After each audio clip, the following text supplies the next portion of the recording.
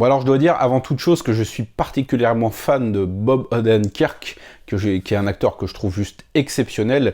D'ailleurs, bon, je pense que je vais un peu brasser du vent là, mais si vous n'avez jamais vu Breaking Bad et son spin-off Better Call Saul, dans lequel il est le héros, déjà dans quelle grotte vivez-vous? Mais ensuite précipitez-vous dessus parce que c'est deux de mes séries préférées, particulièrement Better Call Saul, qui je pense va être dans mon top 10 ever.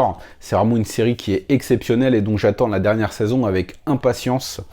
Si vous ne les avez jamais vus, vous allez vous prendre une énorme claque. Mais parlons du film du jour, Nobody, avec donc Bob Odenkirk, qui est réalisé par celui qui nous avait fait Hardcore Henry, un film d'action que j'avais particulièrement bien apprécié et qui avait la particularité d'être en mode FPS, là, vous savez, en vue subjective. C'était un film que j'avais beaucoup apprécié, qui était très bien rythmé, qui était très original. Et j'avoue que j'étais un petit peu curieux quand j'ai vu la bande-annonce de ce Nobody, mais aussi un petit peu craintif, parce que je voyais pas trop ce que Bob Odenkirk venait faire là-dedans. Quand tu penses homme d'action, c'est pas le premier nom qui va te venir à l'esprit, mais je savais que c'est un acteur tellement talentueux qui pouvait que sublimer ce qui s'annonçait comme être une petite série B d'action sans grande prétention. Mr. Madsen, so they took maybe $20 and an old watch. Did you even take a swing? No. I wish they'd have picked my place, you know? Why didn't you take them out? There's a long dormant piece of me that so very badly wants out. What are you still doing here, old man? I'm gonna mess you up. Nobody raconte l'histoire d'un homme qui vit une petite vie un petit peu ordinaire et très monotone.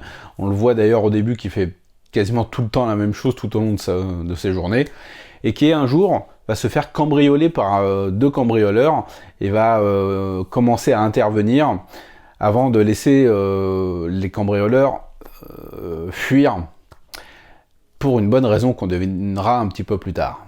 Mais quelque chose va mal se passer dans la suite des événements, il va se retrouver en conflit avec la mafia russe, et je ne vais pas trop vous en dire, sinon ça serait vous raconter toute l'histoire du film. Alors je dois dire que honnêtement je m'attendais pas à grand chose, et le film n'a pas vraiment de très grandes prétentions, à part de nous offrir un divertissement plutôt sympa, une bonne série B d'action, et c'est tout à fait ce que le film nous propose. On a de bonnes séquences d'action, on a un bon combat dans un bus, on a quelques scènes de gunfight et de poursuite qui sont plutôt sympas. Bob Odenkirk fait clairement le taf. Comme quoi, c'est un grand acteur, il peut tout jouer, il est même assez crédible dans un film d'action comme celui-ci. Il est secondé par RZA, je l'ai toujours appelé comme ça moi, RZA, GZA, je dis lettre par lettre, Reza, donc, du Wu-Tang Clan, évidemment, et par surtout Christopher Lloyd qui joue son père, et qui va venir l'aider à dessouder du mafieux russe dans le final à grands coups de fusil à pompe, et rien que pour ça, ça vaut le visionnage du film.